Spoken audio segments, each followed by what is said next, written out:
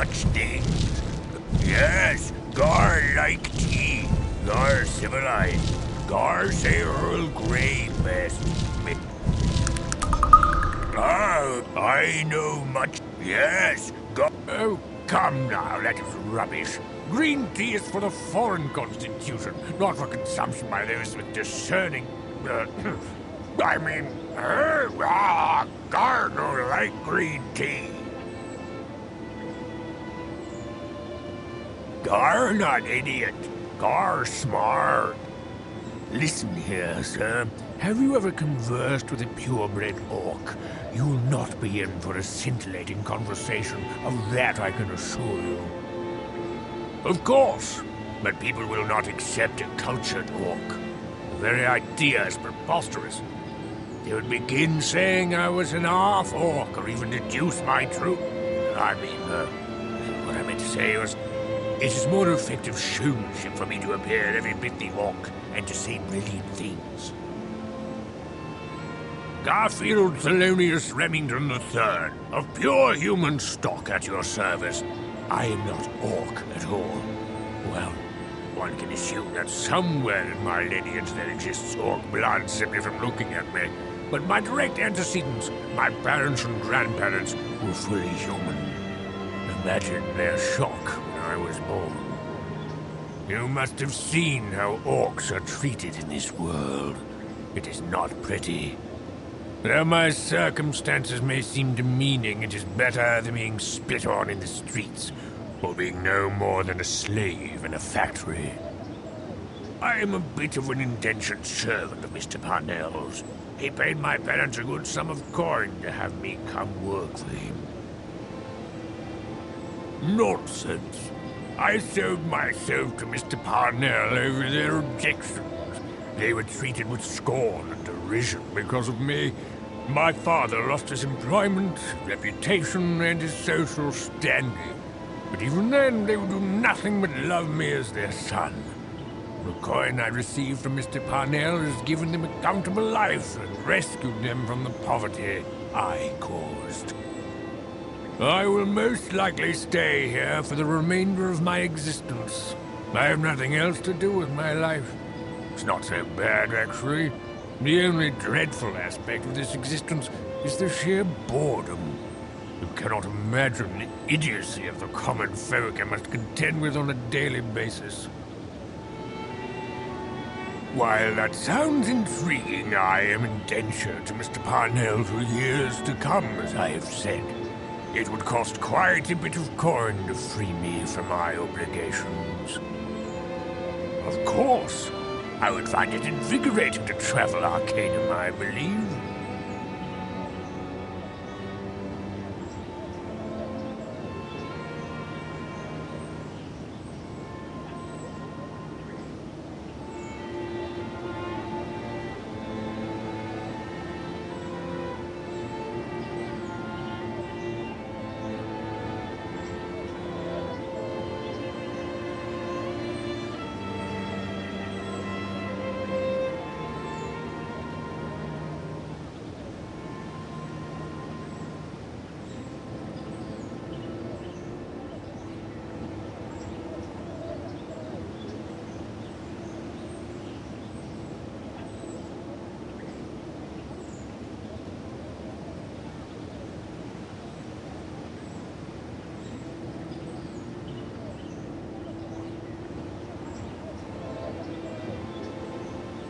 Greetings, sir. I'm ready to follow you, sir. Goodbye, sir. I thank you for returning my freedom to me. Goodbye, sir. I thank you for returning my freedom to me.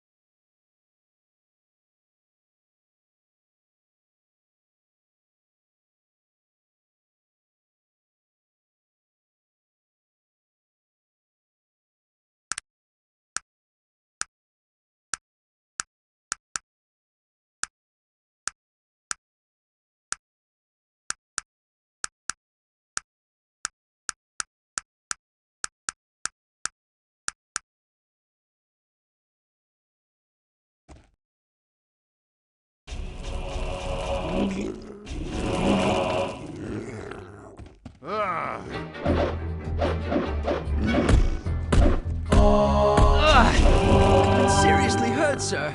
Please help me.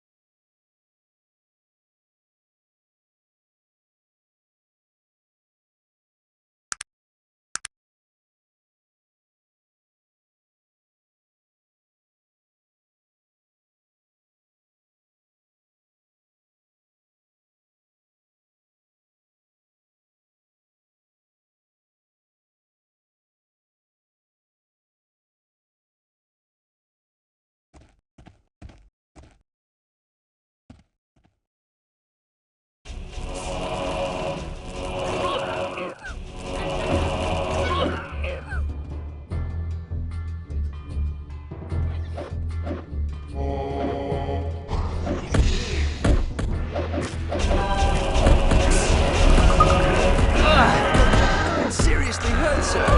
Please help me. I've been seriously hurt, sir. Please help me.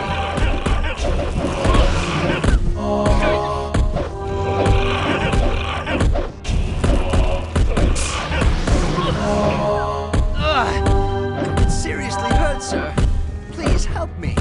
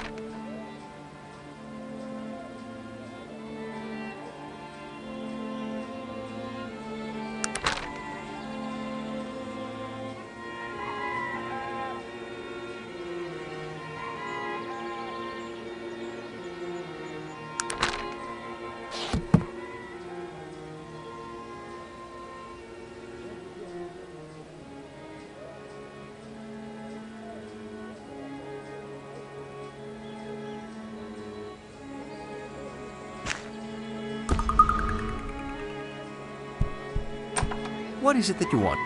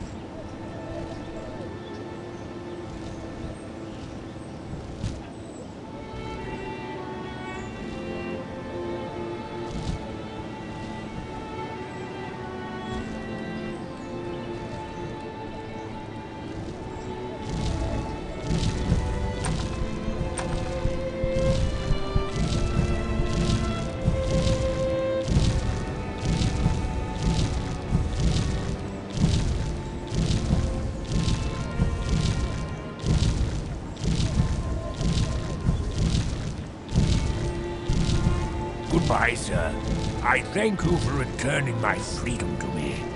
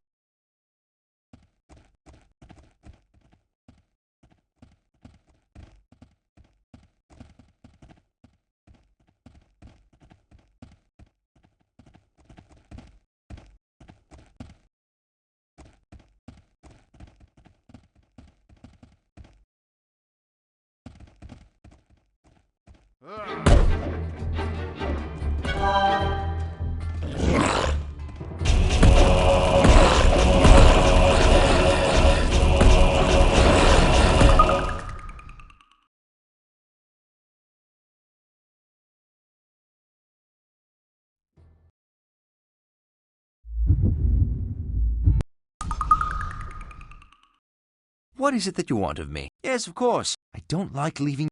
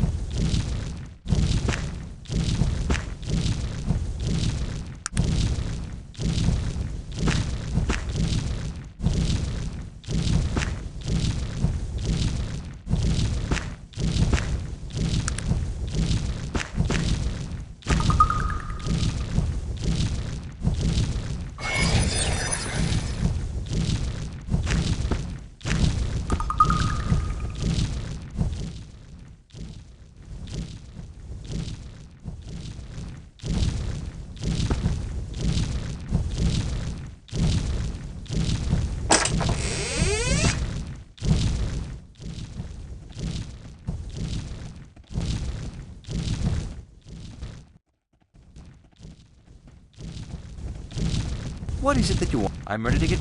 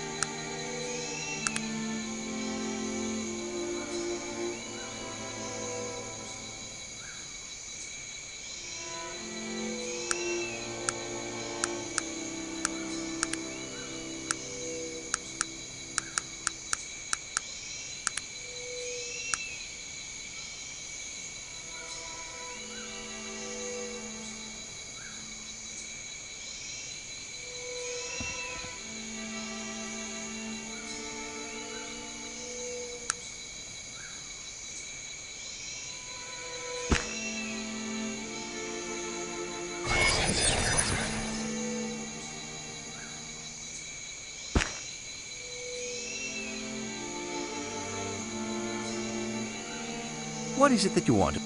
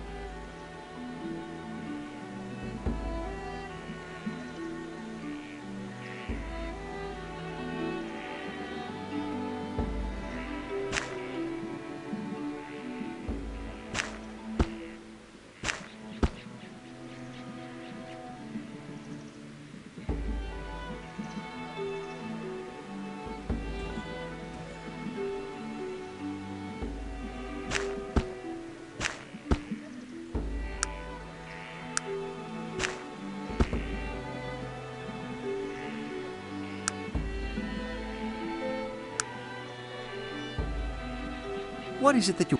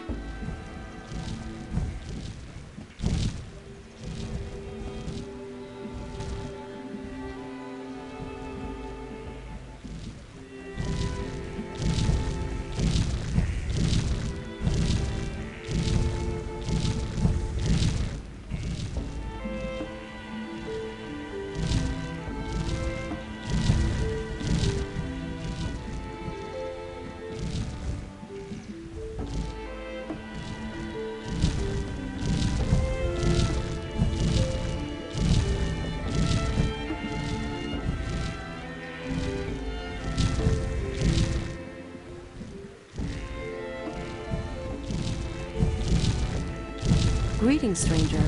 What is it you need? Ah, yes, you again. How can I help you? Certainly. How can I help you? The Silver Lady? Oh, you mean my mother. That's quite a request, and one not so easily granted. And believe me when I tell you that no one sees my mother until I see it as necessary. She may be our queen, but I oversee the daily matters here in Kantara. You'll have your chance. Forgive me if I seem a little abrupt, but I've many things on my mind today, and there's much to be done. Once I've taken care of some of the more pressing matters, I'll talk with you about your needs. Your offer is greatly appreciated, my friend. We'd appreciate any help you might be willing to give. There is a group of humans camped about a day's journey from here. We know not what they want, but where humans go, trouble usually follows. The place they are camped at is called Falcon's Egg, and it is considered a holy place for the elves of Kantara. We would like you to find out why the humans are there and remove them. Of course. What would you like to know? It doesn't matter to me how you remove them, but you must understand this. Under no circumstances are you to shed blood on that ground. The spirits there exact their price, and you do not want to pay it. Do you understand? Do not raise your hand against another. Of course. What would you like to know? It's not far from here. I'll mark your map with the location. Of course. What would you like to know? Falcon's Egg, as I told you, is elven holy ground. Many years ago there was an elven queen, and her name was Falcon. She was out hunting one day and with her bow shot a stag. When she had caught up with it, it was lying next to a pool of water, slowly bleeding from a wound in its side. The stag spoke to her, and within it were the spirits of the elves who had become the soul of the stag, and with her arrow she had pierced both it and them. And they were both sad and afraid, as the stag's life was their own, and when it died, so would they. She could do nothing. She sat with the stag's head in her arms, sang its stories, and washed its wound with her tears. And the ache in her heart grew as the old elven voices faded, grew so much that when they finally passed, she passed with them. Of course. What would you like to know? Splendid. Are you sure you understand what needs to be done? There are a few things that are very important that you know. Good. I thank you for your help. And good luck to you. I'll await your return.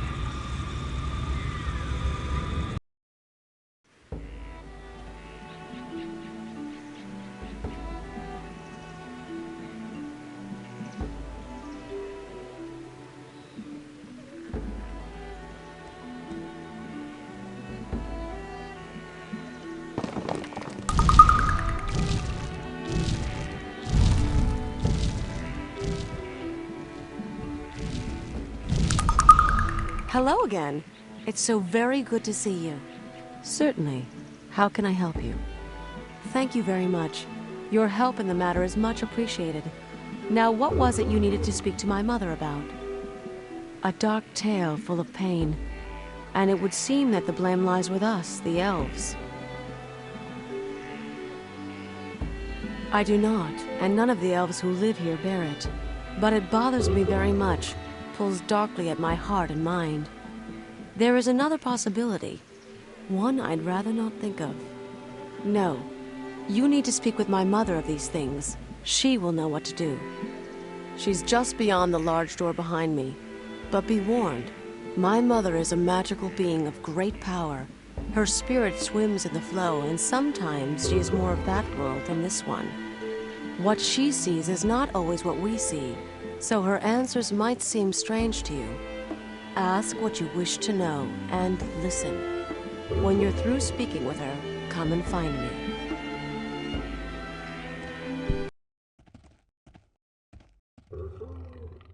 Hello. I welcome you, traveler.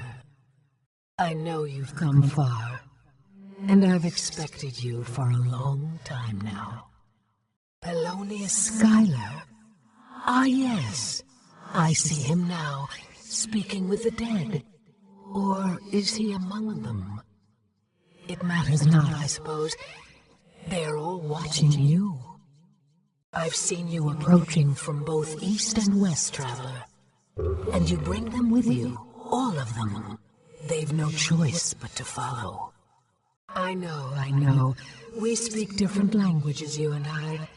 The things I see, wrapped in the past and the present, and shrouded in the veils of magic.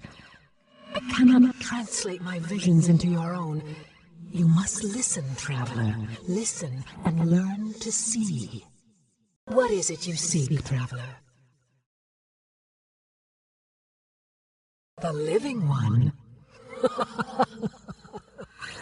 Oh, traveler, why would you think I would know of such a thing?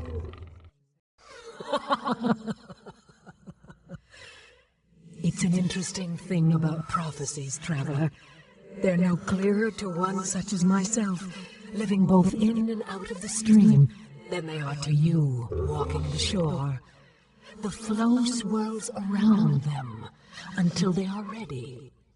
And in the end, really, is it going to matter who someone pointed a finger at? These people can only see what follows in your wake, traveler. Pass your hand through the flame and it flickers. If you've tired of the mantle, then shed it. Disappear. Otherwise, don't be surprised at what people do.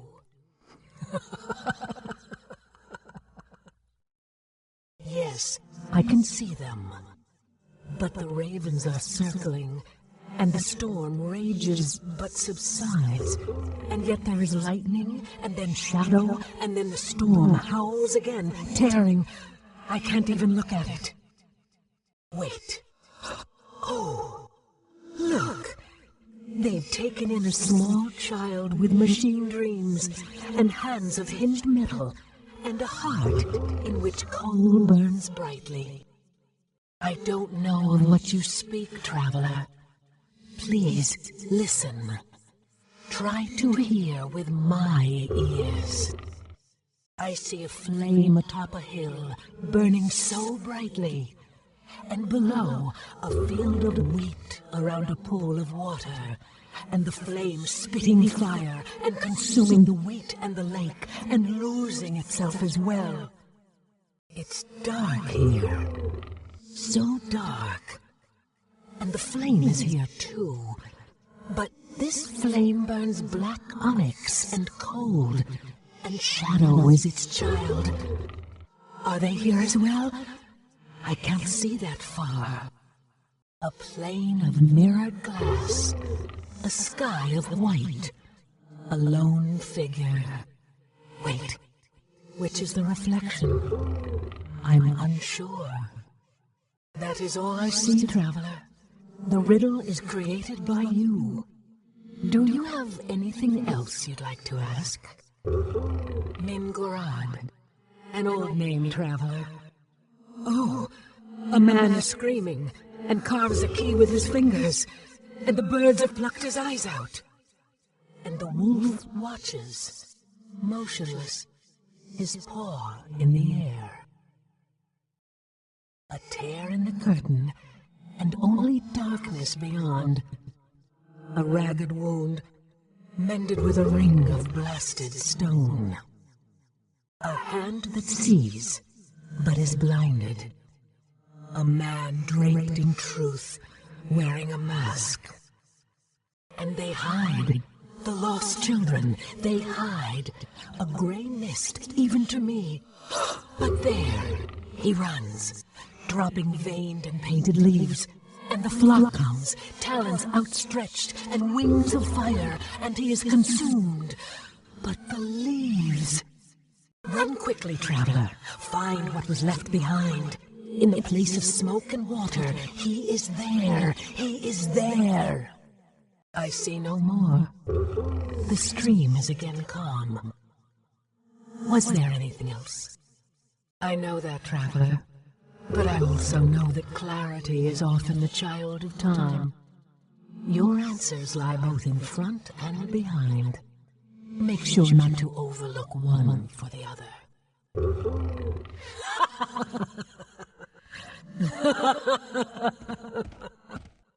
I go now, traveler. We will meet again, though I'm not sure on which side. No matter. Farewell.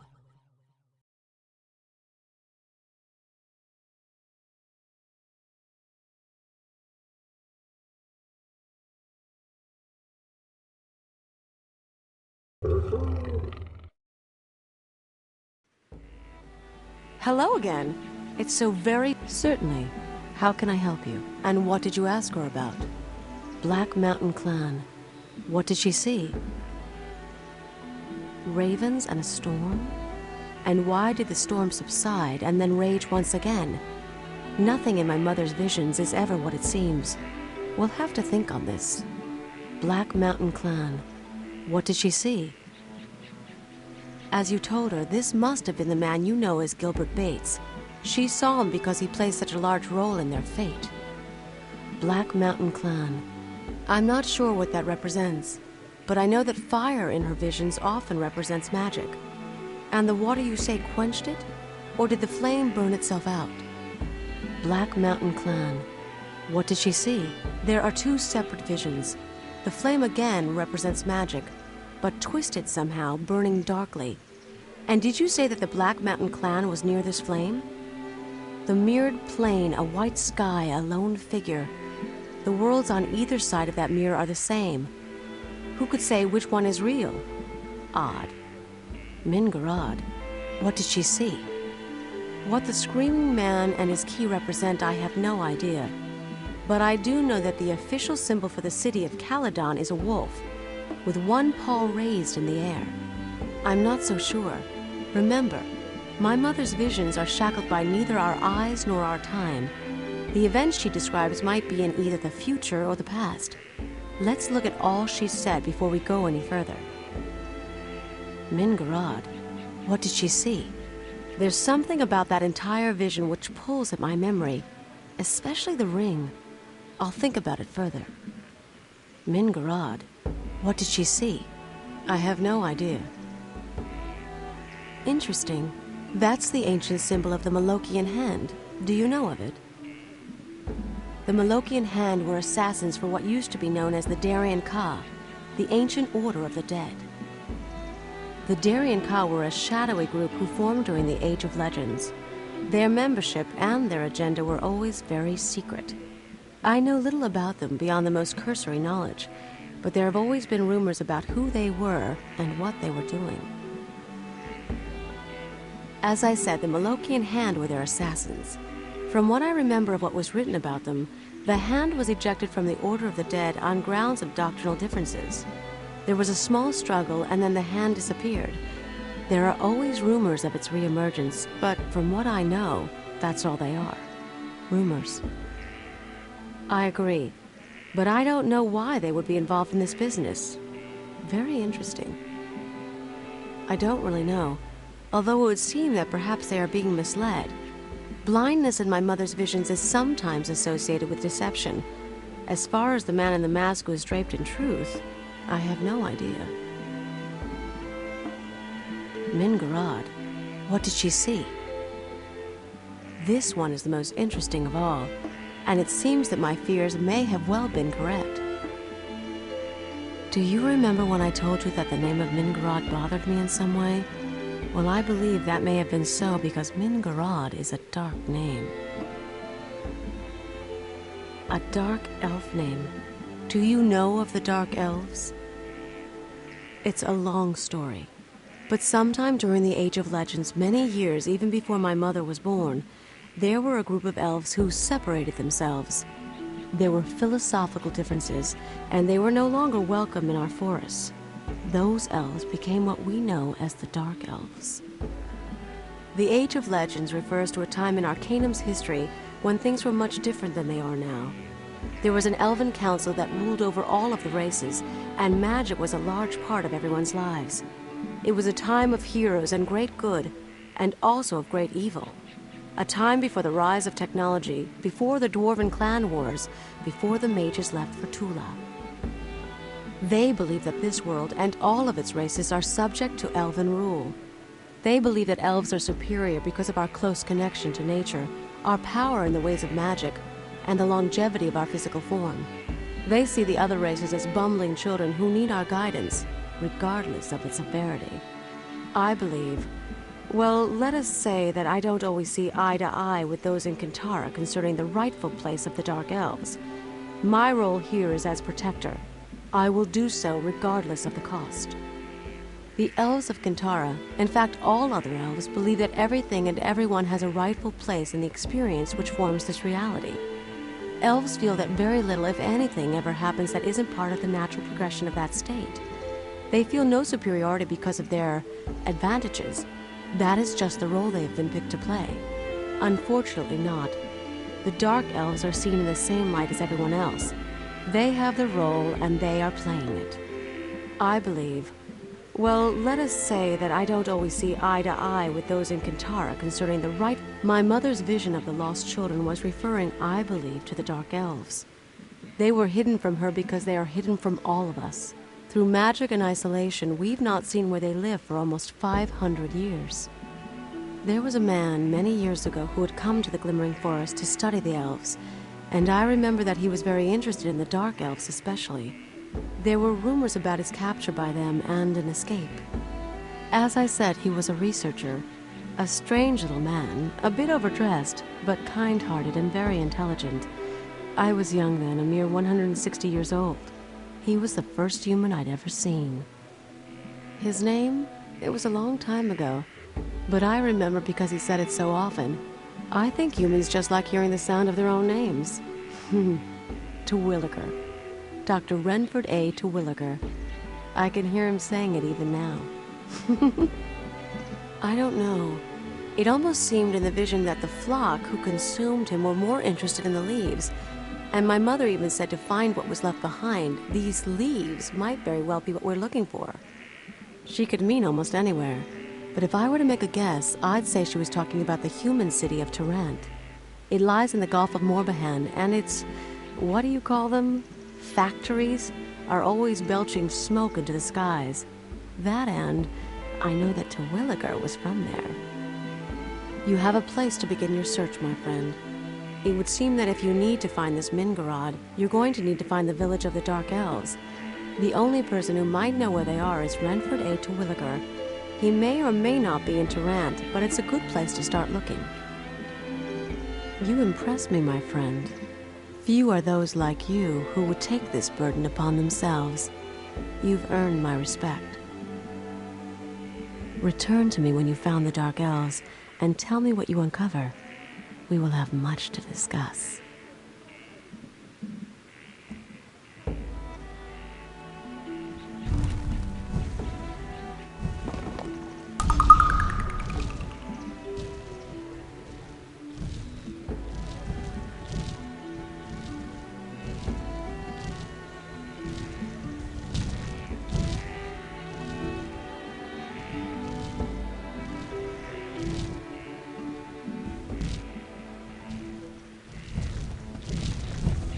I will not do that, sir.